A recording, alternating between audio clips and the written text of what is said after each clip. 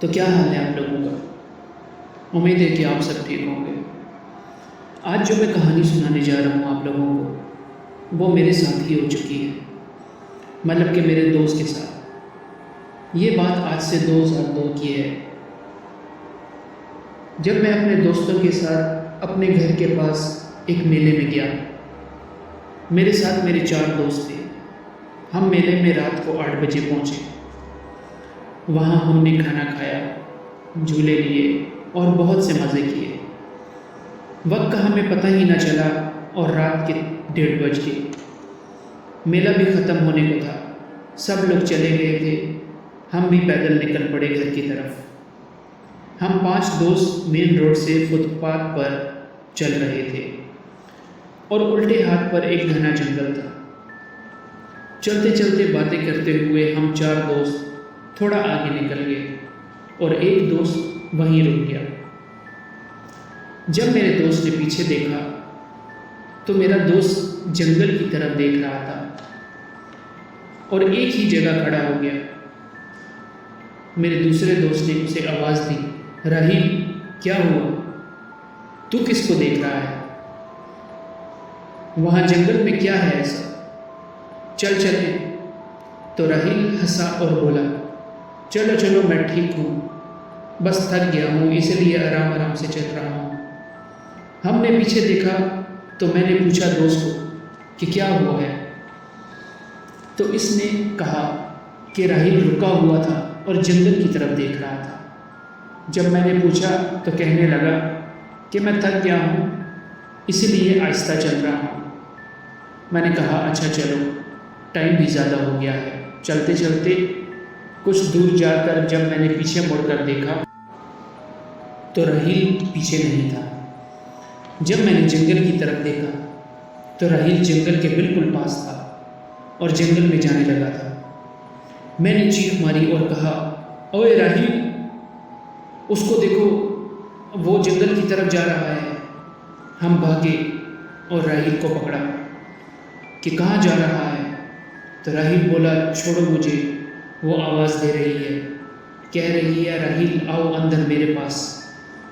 जब मैंने जंगल की तरफ देखा तो इतना अंधेरा था कि कुछ नज़र नहीं आ रहा था। हमने राहील को पकड़ा और घसीटा।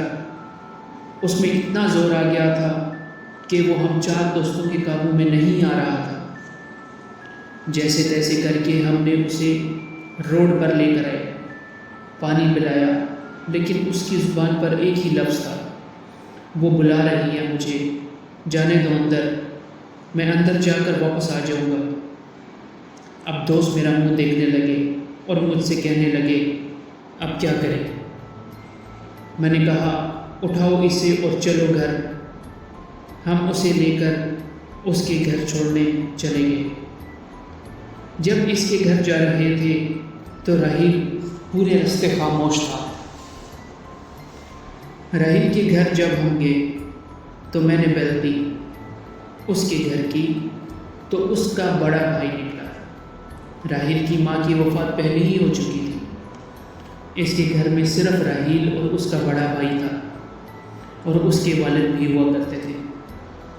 जब राहील का भाई निकला तो हमने उसे सलाम किया और कहा कि कुछ बात करनी है आपसे, लेकिन राहील को अंदर छोड़ाएं आप पहले। वो राहील को अंदर कमरे में छोड़ाए। आकर उन्होंने पूछा कि इसे क्या हुआ है, इतना खामोश क्यों है, जवाब भी नहीं दे रहा। तो मैंने पूरी स्टोरी बताई कि क्या क्या हुआ हमारे साथ। तो वो परेशान हो गए और कहने लगे कि जाओ तुम लोग अपने घर, मैं ख्याल रखता हूँ इसका। हम लोग अपने घर चले गए। सुबह हुई तो राहील के भाई की कॉल आई मुझे और कहने लगे, शाम को मैं काम से आऊँगा तो तुम लोग मुझसे मिलने आना। मैंने कहा अच्छा ठीक है, लेकिन हुआ क्या है। तो उन्होंने कहा, जब तुम लोग आओगे तो तब मैं तुम्हें बताऊँगा। इतना कहकर उन्होंने फ़ोन बंद कर दिया। जब शाम हुई तो हम दोस्त उसके घर गए तो राहील का बड़ा भाई निकला। वो बहुत परेशान लग रहा था। मैंने सोचा ज़रूर कुछ हुआ है रात को। जब मैंने पूछा जी बताएं क्या हुआ है। तो वो कहने लगे, जब रात को तुम लोग गए तो मैं कंप्यूटर पर अपना काम कर रहा था और राहील सो रहा था बेड पर, कि अचानक से राहील को किसी ने बेड से उठाकर दीवार पर मारा, फिर उसे बेड पर फेंका। मैंने राहील को पकड़ा, मेरे वालिद भी दूसरे कमरे से आ गए शोर सुनकर। राहील ने कमरे में सब कुछ उठाकर फेंक दिया, सब कुछ तोड़ दिया, जितनी भी चीज़ें थी वो सब कमरे से बाहर फेंक दी। बहुत मुश्किल से संभाला हमने रात को इसे। जब हम अंदर गए तो रूम उजड़ा हुआ था, सब कुछ टूटा हुआ था, सारा सामान कमरे से बाहर पड़ा हुआ था। तो मैंने पूछा, राहील कहाँ है? उसके भाई ने कहा, अब्बू उसको डॉक्टर के पास ले गए थे सुबह, लेकिन डॉक्टर ने कहा सब नॉर्मल है। फिर अब्बू उसे एक आलिम के पास ले गए।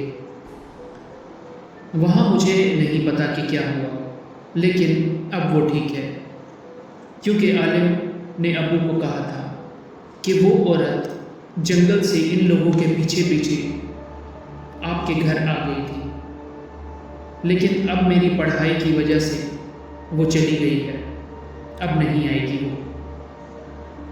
बस अब आप लोग ये ध्यान रखना कि ये कभी उस जंगल के पास से ना गुजरे, क्योंकि अगर ये वहाँ गया फिर से तो फिर बहुत मुश्किल हो जाएगी इसके लिए।